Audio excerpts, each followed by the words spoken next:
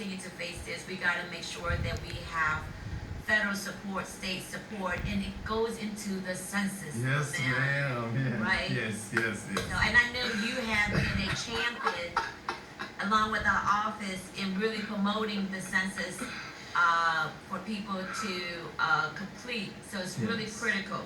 So I'm gonna just give a little tidbit on the census. And guys, I want everybody to understand I'm not into politics. I'm not an elected official. I'm just an honest, active citizen, and understanding the importance of community. In educating people on the census, I've come across a lot that people think that it's something that's intrusive, that is going to ask you all these questions or find out where you are, and all these different things. But I need us to understand that it's literally just a population count, but that population count means so much. It actually impacts, how you vote. It impacts your districts. It impacts your voting power. So, and on top of that, when we're talking about even businesses and the conversations that we've had over the past year and a half or so about economic development, they're looking at statistics, they're looking at numbers, and these numbers are based off of our census. So we have to think about, when we want these resources, the way to start that process for the next 10 years is on September the 30th. So it's important that we get that number of response up. Right now, we're sitting at about 61%. And like I've been telling everybody that I know, as an educator, I was always told that 60% was enough. So we have to be harder. We have to go harder. So that's how I challenge us to look at this. All of us have gone through education. All of us have gone through school. And we want to make sure that we get as much of that money as we possibly can for the next 10 years. We want to make sure that we're fairly represented on every table, so that we can have our fair share, so that our voices can be heard at the magnitude that it should. And all of that starts with this census. So we want to encourage everybody to come out to deal with that, because it's a very important issue. I mean, we're talking about, as it relates to our kids' funding for schools. We got to keep in mind, depending on how many kids are in our schools, determines how much money a school gets. And it impacts early childhood education. Yes. We talk about a lot about how do you prevent a lot of stuff like the lack of, or kids falling behind on his or her education, right? But if that child has an opportunity to start early, like every other kid, right? And so early childhood is weighted heavily. Infrastructure, something that we talk about all the time, right? That the streets are bad, the highway needs to be improved, but that impacts our infrastructure. And Ramel, you also mentioned about representation. Representation at the federal level. If we don't complete our census, then basically they determine the number of representation at the federal, state, and city. Yes. In city. And let me just talk a little bit about my seat. And I hear it all the time, and you guys also mentioned it on our call over the weekend. I have the largest district. Yes, by far. By far, right? But because of the 2010 census, they base it on that in reference to the representation.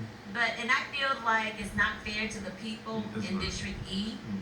But I can't address that if I don't get people to let me know that, hey, I live in District E. Yes. I live in District E. I live in District E, So that way I can use those data, and because the city council will be looking at possibly redrawing the city line based on the 2020 census.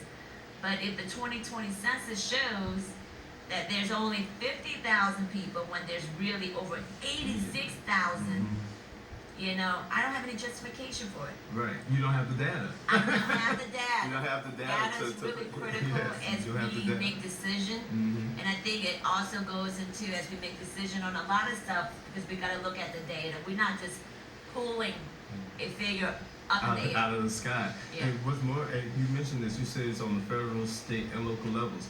I don't know if everybody paid attention, but we actually, in the last census, we lost a seat of representation in the House of Representatives. We used to have 7, and currently we have 6. So understand, from the House of Representatives side, we lost power because of our census, and mostly not necessarily because of our own doing, but we were still recovering after Katrina, especially in our district. Correct. So guys, we want to make sure that we can make sure that number is actually more accurate, so we can and not only make sure we get funding, but be able to better pinpoint where services are needed. So we want to take that into consideration. So to me, I look at it as anything that we're talking about doing for ourselves as a city, ourselves as a state, or ourselves as it relates to the federal government for the next 10 years is happening now, and we must take care of this before September the 30th. And it is extremely critical because, whatever the census shows after September the 30th, we will have to live with. Yes, yes. And I don't know about you, Ramel, 10 years is That's a long time. That's a decade. Yeah, exactly. I'm in my prime, man. I want to enjoy my I'm not prime. gonna tell you how I'm gonna be by then, but it's definitely gonna be hurting our people if our people really need the resources. It's gonna hurt us at many different levels, from infrastructure, education, healthcare. And so we want to make sure that people recognize that it is extremely important that you complete your census. Now, there's a lot of activities happening to get people to complete their census. First of all, ladies and gentlemen, it is extremely simple. Yes. I have 6 kids. It took me less than 4 minutes to add everybody's name in it, right? It's like Very 7 questions. simple. It's safe. And it just basically, as Ramel indicated, we're just counting numbers. We do not care in reference to your status. We do not care in reference to your background.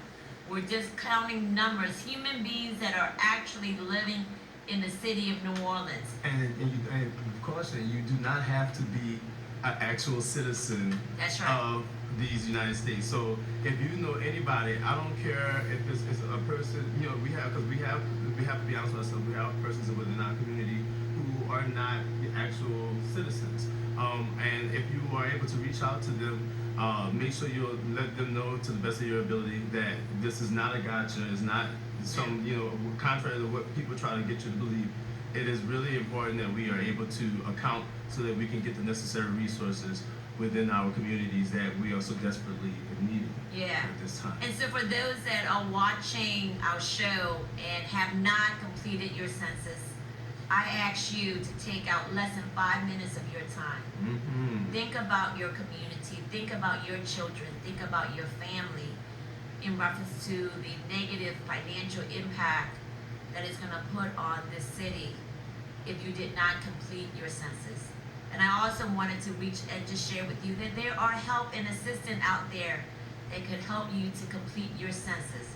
You could actually call my office at 504-658-1050, and my team will walk you through the process, even if you don't have a computer. The Census Bureau, the local team here, are working very closely with the administration and with all of the council office to get you that access to online, or you could always call it in.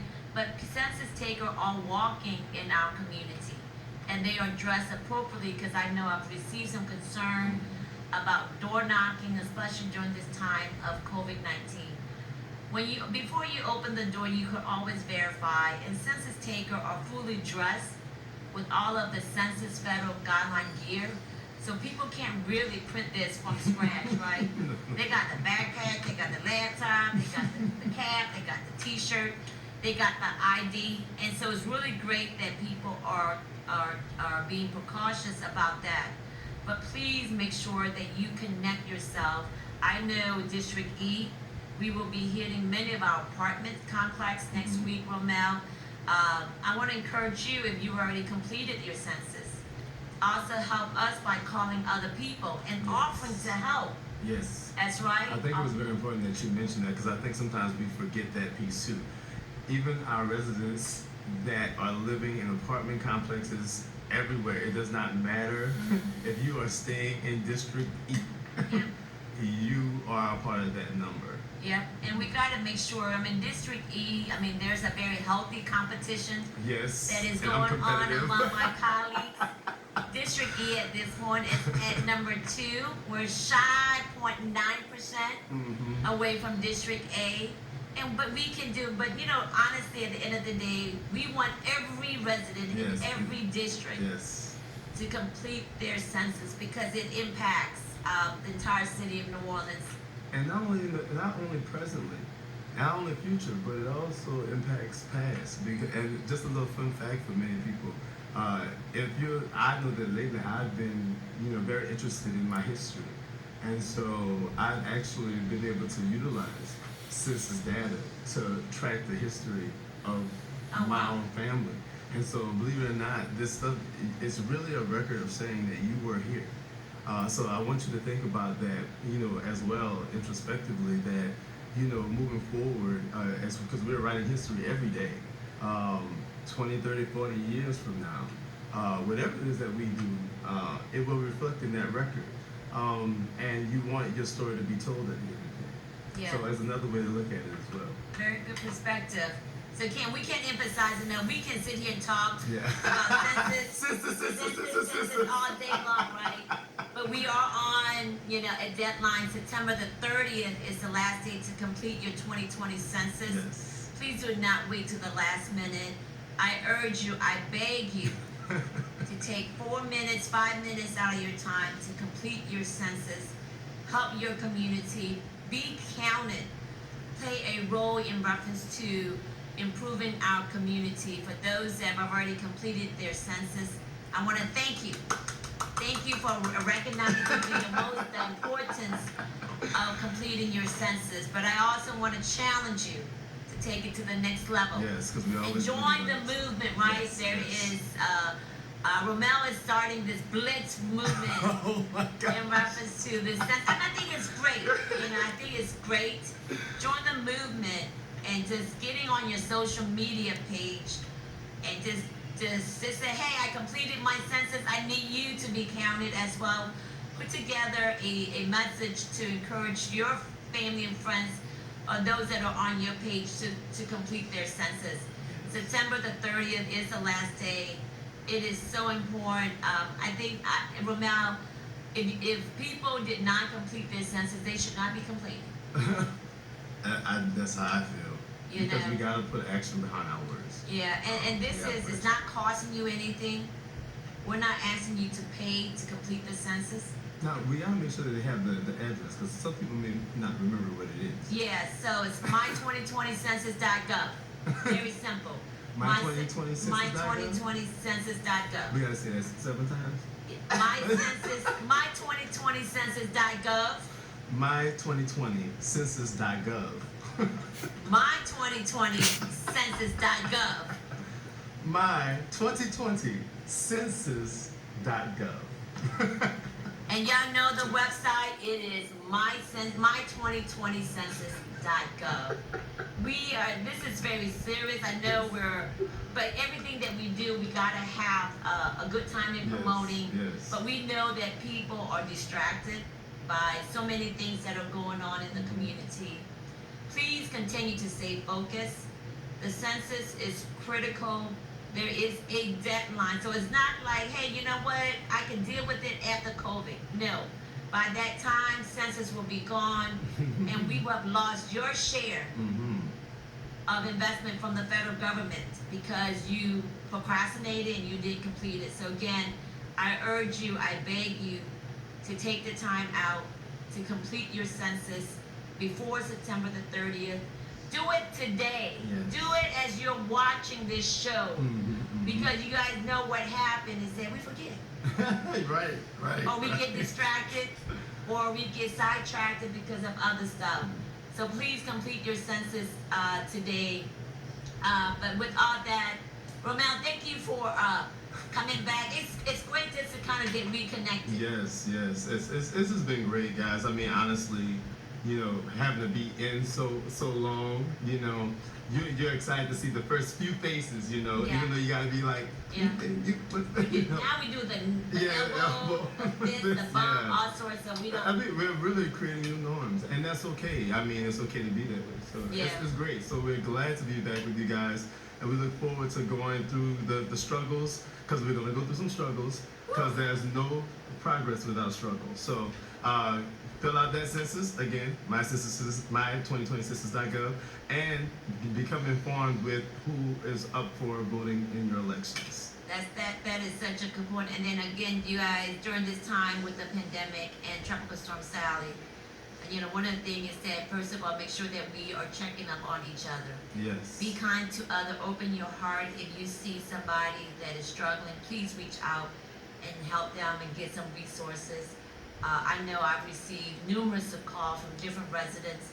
So I also want to do a shout out for those that have been very proactive in helping many of our citizens that are struggling during this time and just stepping up to the plate. So Ramel, is not just, leaders in the community, but you have, I really believe it's community members that are leaders as well. Yeah. We are leaders in our own space, and it's been extremely touching for me to receive calls from people saying, hey Cindy, how can I get access to this? Because I've noticed this person next door to me that are struggling. And so I want to just do a kudo out to them and continue to do that, because I really believe a healthy community is when all of us come together, despite our race, our ethnicity, our religion,